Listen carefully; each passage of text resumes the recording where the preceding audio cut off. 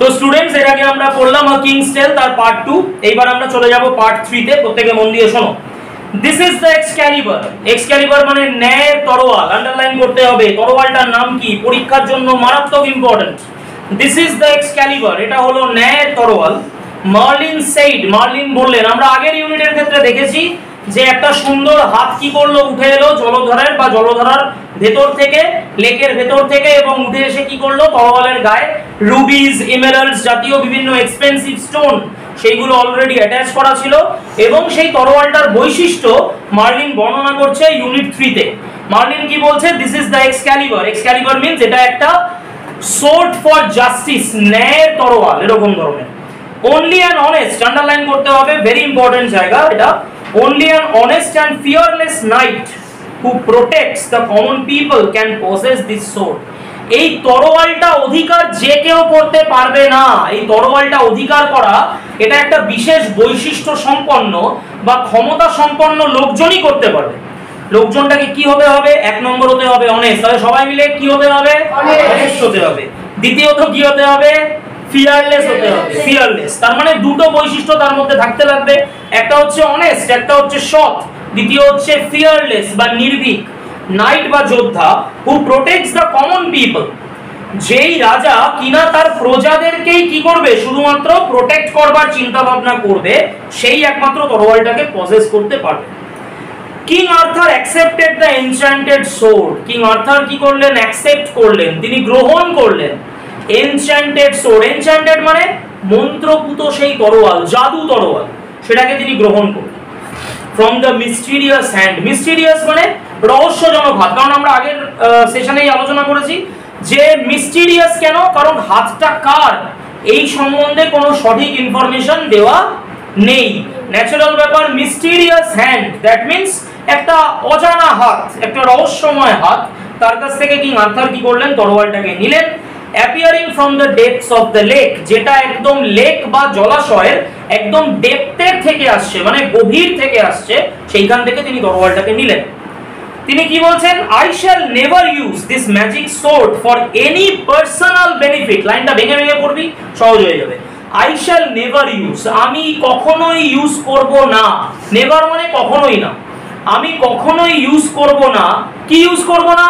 This magic sword, এই জাদু তরোয়াল আমি কখনোই ইউজ করব না for any personal benefit. Personal benefit মানে পার্সোনাল মানে কি? ব্যক্তিগত। বেনিফিট মানে লাভ, মানে নিজের লাভের জন্য। রাজা বললেন নিজেকে প্রোটেক্টের জন্য, নিজের লাভের জন্য আমি কোনোদিন তরোয়ালটাকে ব্যবহার করব না। কিং আর্থার ডিক্লেয়ার, রাজা ঘোষণা করে দিলেন। মানে আমার এই তরোয়াল সবসময় কাদেরকে প্রোটেক্ট করবে? প্রজাদেরকে প্রোটেক্ট করবে। আমি নিজের প্রোটেকশন পারপাসে কোনোদিনই তরোয়ালটা ব্যবহার করব না।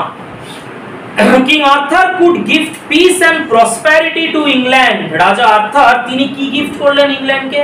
পিস গিফট করলেন, শান্তি গিফট করলেন, প্রসপ্যারিটি গিফট করলেন, মানে উন্নয়ন বা সমৃদ্ধি, সেটা গিফট করলেন। The greedy barons were unhappy. স্বাভাবিক, গ্রিডি ব্যারন্সরা কি থাকবে? আনহ্যাপি থাকবে। কারণ রাজার প্রিন্সিপালের সঙ্গে ওদের প্রিন্সিপাল কি করছে না? মিলছে না। রাজা কি চাইছে? ইংল্যান্ডের ভালো। ওরা ইংল্যান্ডের কি চাইছে? খারাপ। ফলে দুজনের মধ্যে স্বার্থের সংঘাত। With king Arthur when he was, because he was gentle and just, কারণ কিং আর্থার কেমন ছিলেন? জেন্টেল ছিলেন, ভদ্র ছিলেন, জাস্ট ছিলেন, ন্যায়বাদী বা সাম্যবাদী রাজা ছিলেন। ন্যাচারাল ব্যাপার, বাকি ব্যারনরা তার প্রতি ভীষণভাবে অসন্তুষ্ট। He married the beautiful lady Guinevere, underline করতে হবে।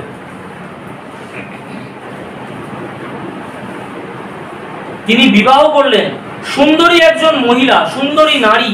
তার নাম কি? গুইনেভার বলে একজনকে তিনি সুন্দর করে বিয়ে করলেন, মানে সুন্দর নারীকে বিয়ে করলেন। Daughter of the king of Cornwall. স্নেহাশিসের মুখে হালকা হাসি বিয়ের কথা শুনে। Daughter of the king of Cornwall, লাগাতে হবে লাইনটা। কর্নওয়ালের রাজার কন্যা, কর্নওয়ালের রাজার কন্যা গুইনেভার, তাকেও কি করলেন? এরকম তিনি বিয়ে করলেন। অন দ্য ওয়েডিং ডে, বিয়ের দিন, Merlin took him to a richly gilded pavilion. Merlin তাকে নিয়ে গেলেন, কোথায় নিয়ে গেলেন? Richly gilded. রিচলি গিল্ডেড মানে ডেকোরেটেড, সুন্দর করে সাজানো। প্যাভিলিয়ন মানে প্রেক্ষাগৃহ, অডিটোরিয়াম। তো সেই রকম একটা সুন্দর প্রেক্ষাগৃহ, একটা হল, একটা অডিটোরিয়াম, সেইখানে মার্লিন তাকে নিয়ে গেলেন। কিরকম কালার অডিটোরিয়ামের, আন্ডারলাইন করতে হবে। Painted crimson and dark blue, অডিটোরিয়ামটা কেমন? ক্রিমসন, ক্রিমসন মানে ডার্ক রেড, সুন্দর লাল রং করা। বিকজ আমরা এর আগের ইউনিট 1 এই আর কি আমরা পড়েছি কি ক্রিমসন কালার, ডিপ রেড কে বলে ক্রিমসন। বাচ্চাটাকে স্কারলেট ক্লোকে জড়ানো ছিল, সেটাই ক্রিমসন কালার। তো ক্রিমসন মানে সুন্দর ডার্ক রেড এবং ডার্ক ব্লু কালারের সুন্দর একটা হল, সেইখানে নিয়ে যাওয়া হলো। কাকে নিয়ে যাওয়া হলো? কিং আর্থারকে নিয়ে যাওয়া হলো। কে নিয়ে গেলেন? মার্লিন নিয়ে গেলেন। পুরো গল্পের স্কেচটা মাথায় রাখবি। দ্য ফ্লোর ওয়াজ মার্বেল, ফ্লোরটা কেমন ছিল? মার্বেল ছিল। ফ্লোরটা খুব সুন্দর করে মার্বেল পাথর বসানো। In the middle of the room, underline করতে হবে, was a huge round oak table, একদম মাঝখানে, মিডল অফ দ্য রুম, ঘরের একদম মাঝে, was a huge, একটা বিশাল বড় রাউন্ড, একটা গোলাকৃতি ওক টেবিল, ওক গাছের কাঠ দিয়ে তৈরি টেবিল, তাকে বলে ওক টেবিল। সুন্দর করে সেটা সাজানো রয়েছে। রিচলি কার্ভ, আন্ডারলাইন করতে হবে, খুব সুন্দরভাবে কার্ভ করা, ডিজাইন করা, খুব সুন্দর করে ডিজাইন করা। পরের লাইনটাও কেপেবল অফ সিটিং 50 পিপল, পরের পোরশনটাকেও দাগাতে হবে, যেইখানে 50 জন লোক বসতে পারতো। ভাবতে পারছিস গোটা একটা টেবিল, টেবিলের ধারে 50টা লোক বসতে, মানে অ্যাকচুয়ালি কত বড় টেবিল হবে, অ্যাকচুয়ালি কত বিশাল টেবিল হবে, একসাথে 50টা লোক বসতে পারছে। Seating capacity 50। This was the famous round table. This was, এটাই ছিল সেই ফেমাস রাউন্ড টেবিল, সেই ফেমাস বা অত্যন্ত বিখ্যাত রাউন্ড টেবিল, সেই গোলাকৃতি টেবিলটা, অ্যারাউন্ড হুইচ, যার চারিদিকে gathered king Arthur's devoted knights, king আর্থারের সমস্ত ডিভোটেড মানে তার জন্য প্রাণও উৎসর্গ করে দিতে পারে এরকম নিবেদিত প্রাণ কিছু নাইটসরা, কিছু যোদ্ধারা সেই টেবিলের চারিদিকে গিয়ে জড়ো হতো। These knights promise that, এই নাইটসদের প্রমিস কি ছিল? সৈনিকদের জীবনের মূল আইডিয়া হচ্ছে নিয়ম, ডিসিপ্লিন। আমরা জানি আমাদের ইন্ডিয়ান আর্মি ডিসিপ্লিনের উপর চলে, তার মানে ডিসিপ্লিনটা হচ্ছে সৈনিকদের জীবনের একটা ইনসেপারেবল পার্ট। এই নাইটদের, ওই যোদ্ধাদেরও একটা ডিসিপ্লিন ছিল। ডিসিপ্লিনের জন্য তারা কি কি বলেছিল, আন্ডারলাইন করতে হবে। দিস নাইটস প্রমিস দ্যাট, ওইখান থেকে উইকেট অবধি দাগাতে হবে। এই নাইটসরা প্রমিস করেছিল, এই যোদ্ধারা প্রমিস করেছিল, কি প্রমিস করেছিল? That they would help the helpless, তারা কি করবে? অসহায়দের, হেল্পলেস যারা, তাদেরকে সাহায্য করবে। এরা কি করবে? অসহায়দেরকে সাহায্য করবে। Be gentle to the weak, be gentle, ভদ্র আচরণ করবে। কাদের জন্য? যারা দুর্বল, যারা পারে না ঠিক মতন, যাদের শারীরিক সক্ষমতা কম, ন্যাচারাল ব্যাপার, তাদেরকে কি করবে? এরা জেন্টেল, এরা ভদ্র আচরণ করবে। And two punish the wicked, এবং যেগুলো বদমাইশ, যেগুলো মানে একটু শয়তান ধরনের, সেগুলোকে তারা পানিশ করবে, সেগুলোকে তারা শাস্তি দেবে। টু কিপ দেয়ার ভোজ, ভোজ মানে হচ্ছে শপথ, তাদের শপথ রাখার জন্য the knights undertook countless hazardous adventures, knights গুলো বা যোদ্ধারা কি করলো? আন্ডারটুক, আন্ডারটুক মানে দে ইম্পার্টেড, তারা অংশগ্রহণ করলো বা গ্রহণ করলো। কি গ্রহণ করলো? কাউন্টলেস হ্যাজার্ডাস অ্যাডভেঞ্চার, কাউন্টলেস মানে অগণ্য, অসংখ্য, হ্যাজার্ডাস অ্যাডভেঞ্চার, হ্যাজার্ডাস মানে বিপদ সংকুল, যেখানে বিপদ রয়েছে, অ্যাডভেঞ্চার মানে রহস্য, মানে এরকম প্রচুর যুদ্ধে তারা ঝাঁপিয়ে পড়লো এই নাইটরা, যেখানে কিনা অসম্ভব বিপদ ছিল। নিজের জীবনের পরোয়া না করে এরা কি করলো? যুদ্ধে ঝাঁপিয়ে পড়লো। The stories of their goodness and kindness spread throughout the country, তাদের এই যে স্টোরিজ গুলো, তাদের এই যে গল্পগুলো, গুডনেস তাদের ভালো মানসিকতার গল্প, তাদের কাইন্ডনেস তাদের এই যে দয়ার গল্প, spread through out the country, গোটা দেশ জুড়ে কি হলো? ছড়িয়ে পড়লো। এবার একটু ওয়াটার ব্রেক হবে।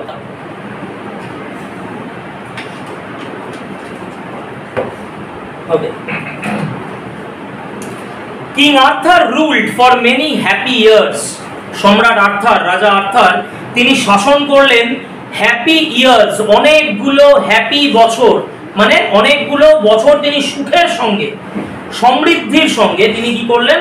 রাজত্ব করলেন। অ্যান্ড গ্রিউ ওল্ড উইথ টাইম, এবং যথারীতি খুব গ্রেসফুলি এত বছর ধরে সাম্রাজ্য চালানোর পরে, বয়স তো সবারই হবে, আমারও হবে, তোরা যারা বসে আছিস তোদেরও হবে, তাই না? কয়েক বছর পরে সবার চেহারাগুলো পাল্টে যাবে। তার মানে রাজা আর্থারও কি করলেন? গ্রিউ ওল্ড উইথ টাইম, সময়ের সাথে সাথে তিনি বৃদ্ধ হয়ে গেলেন। Many of his trusted knights, তার অনেক বিশ্বস্ত যোদ্ধারা had perished during their adventures, perished হয়ে গেছিল, মারা গেছিল। তারা কি হয়ে গেছিল, মারা গেছিল। কখন? ডিউরিং দেয়ার অ্যাডভেঞ্চার্স, যখন তারা যুদ্ধ করতে গেছে তখন অনেক যোদ্ধা তাকে ছেড়ে পরলোক গমন করেছে। সেটাও একটা মনের ভেতরে আঘাত, যে একটা সেনাবাহিনীর মধ্যে আমি রয়েছি এবং সেনাবাহিনীতে আমার এক একজন করে বন্ধু কি করছে, বিভিন্ন লড়াই করতে গিয়ে আমাকে ছেড়ে দিয়ে চলে যাচ্ছে, পরপারে গমন করছে, মারা যাচ্ছে। সেটাও একটা আঘাত, স্বাভাবিক। তো কিং আর্থার ওইভাবেই তিনি চালালেন এত বছর ধরে রাজত্ব। The king gave his magic sword, the Excalibur, to a trusted knight. King কি করলেন? gave his magic sword, তিনি ম্যাজিক সোর্ডটাকে দিলেন, সেই জাদু তরোয়ালটাকে দিলেন, the Excalibur, to a trusted knight, একজন বিশ্বস্ত যোদ্ধা, তার কাছে তিনি কি করলেন? তার ন্যায় তরোয়ালটাকে দিয়ে দিলেন। At the king's command, রাজার আদেশে, the knight threw the sword into the lake amid the plain of the sweet smelling flowers. At the king's command, রাজার নির্দেশে কি করলেন? the knight threw the sword, night কি করলো? যোদ্ধা কি করলো? তরোয়ালটাকে ছুঁড়ে ফেলে দিল। কোথায় ফেলে দিল? Into the lake. কোন লেক থেকে? যেই লেক থেকে কি করেছি আমরা একটু আগে, কি পড়েছি, হাতটা বেরিয়ে এসেছিল, তার ভেতরে কি ছিল? তরোয়ালটা ধরেছিল। হাতটার মধ্যে কি ছিল? গোল্ডেন ব্রেসলেট ছিল। তরোয়ালটার মধ্যে কি ছিল? রুবিস এবং ইমেরাল্ডস ছিল। সেই লেকের মধ্যে গিয়ে নাইট কি করলো? তরোয়ালটাকে ফেলে দিল। A beautiful arm arose from the lake, একটা সুন্দর হাত তরোয়ালের থেকে কি করলো? উঠে এলো। কট দ্য সোর্ড, তরোয়ালের থেকে নয়, সরি ভুল বললাম, লেকের থেকে উঠে এলো, সরি, ফ্রম দ্য লেক, লেকের থেকে উঠে এলো। কট দ্য সোর্ড, তরোয়ালটাকে ধরলো, and disappeared into the green depths of water, এবং ডিসঅ্যাপিয়ার করে গেল, অদৃশ্য হয়ে গেল। ওই তরোয়ালটাকে একটা হাত উঠে এলো ওই লেকের থেকে, তরোয়ালটাকে ধরলো। নাইট যখন ছুড়ে দিল তরোয়ালটাকে কিং আর্থারের, কারণ কি, কিং আর্থার মনে রাখবি শুরুতেই প্রমিস করেছিলেন, কি প্রমিস করেছিলেন? আমি আমার কোনো পার্সোনাল বেনিফিটের জন্য তরোয়ালটাকে ইউজ করব না। I will not use this sword for my personal benefit. স্বাভাবিক কারণে দাঁড়িয়ে তিনি কি করলেন? যখন তার বয়স হয়ে গেল, তিনি বৃদ্ধ হয়ে গেলেন, নাইটের হাতে তরোয়ালটাকে দিয়ে দিলেন। নাইট কি করলো? তরোয়ালটা লেকের মধ্যে দিয়ে আসলো এবং লেক থেকে একটা হাত এসে তরোয়ালটাকে নিয়ে ডিসঅ্যাপিয়ার করে গেল, অদৃশ্য হয়ে গেল। The knight came back, night ফেরত এলো, and told the king what had happened. Night ফেরত এসে রাজাকে বলল, মহারাজ এই এই হয়েছে, এই এই ব্যাপার হয়েছে। কিং আর্থার স্মাইল, রাজা হাসলেন। কেন হাসলেন? এটা হাসির পিছনে একটা তাৎপর্য, সিগনিফিকেন্স রয়েছে। কি সিগনিফিকেন্স? যে আমি যেই নাইটকে বা যেই যোদ্ধাকে বিশ্বাস করে তরোয়ালটাকে দিয়েছি, সে সঠিক জায়গায় তরোয়ালটাকে পৌঁছে দিয়েছে। তার জন্যই এই ঘটনাটা ঘটেছে, যে একটা হাত উঠে এসছে, তরোয়ালটাকে নিয়ে ডিসঅ্যাপিয়ার করে গেছে। তো সত্যি কথাই বলছে, নাহলে তোর জানার কথা নয় বিষয়টা। তার মানে সঠিক জায়গায় ব্যাপারটাকে কি করে এসছে? তরোয়ালটাকে ফেলে দিয়ে এসছে, যেইখান থেকেই তরোয়ালটা কি করেছে? সঠিক জায়গাতে গিয়ে পৌঁছে গেছে। তো রাজা হাসলেন। হাসলেন বলতে in the sense of satisfaction, একটা স্যাটিসফ্যাকশন হয়, একটা নিশ্চিন্ত হয়। He instructed his people to put him on a barge. Barge মানে ওই ছোট যে ভেলা টাইপের রয়েছে, ওই ভেলার মধ্যে তিনি তার লোকজনকে ইনস্ট্রাকশন দিলেন, আমাকে বসিয়ে দাও ভেলাতে। It was the hour of twilight, underline করতে হবে, এটা ছিল গোধূলির সময়। টুয়াইলাইট, গোধূলি, বিকেলের দিকে আমরা কি দেখি? অনেক সময় বা সন্ধে নামছে, কিন্তু আকাশে তখনও সূর্যালোকটা রয়েছে, এবং কি হয়, একটুখানি কি সুন্দর লাগে, গরমের দিনে হয়। এখন তো অলমোস্ট দেখাই যায় না, কেন জানি না, কিন্তু আগেকার দিনে এটা বেশ পরিমাণে হতো, যে সন্ধে নামছে বা বিকেলের দিক, বিকেল সন্ধ্যের মাঝামাঝি, কিন্তু আকাশটা কি হয়, যারা হলুদ আলোতে ভরে গেছে, এরকম ধরনের অসাধারণ লাগতো দেখতে। হলুদ আলোতে ভরে গেছে চারিদিকে, হ্যাঁ হ্যাঁ হ্যাঁ, কমলা রঙের আলো ভরে গেছে, এরকম টাইপের। তো আওয়ার অফ টুয়াইলাইট, এটা ছিল কি? টুয়াইলাইট বা গোধূলির একটা time. With tearful eyes everyone bade goodbye to the old king, প্রত্যেকে অশ্রু সজল চোখে, টিয়ারফুল আইজে সম্রাটকে বিদায় জানালো। এত ভালো সম্রাট তারা আর কখনো পাবে কিনা তারাও জানে না, কিন্তু এরা কি করছে? বিদায় জানাচ্ছে, অশ্রু সজল চোখ। কেন? রাজার বয়স হয়ে গেছে, তিনি এবার রিটায়ারমেন্ট নিতে চাইছেন। ন্যাচারাল ব্যাপার, প্রত্যেকে কি করছে? জল ভরা চোখে রাজাকে বিদায় জানাচ্ছে। As the barge sailed with him, এবং বার্জটা বা ভেলাটা ভেসে ভেসে ভেসে ভেসে তার সঙ্গে চললো। কোথায় চললো? টুয়ার্ডস দ্য সেটিং সান। এখানে একটা গুরুত্ব রয়েছে। সেটিং সান মানে যেই সূর্যটা অস্ত যাচ্ছে, অস্তগামী সূর্যের দিকে ভেলাটা ভেসে ভেসে ভেসে ভেসে চললো। তার মানেটা কি বোঝাচ্ছে?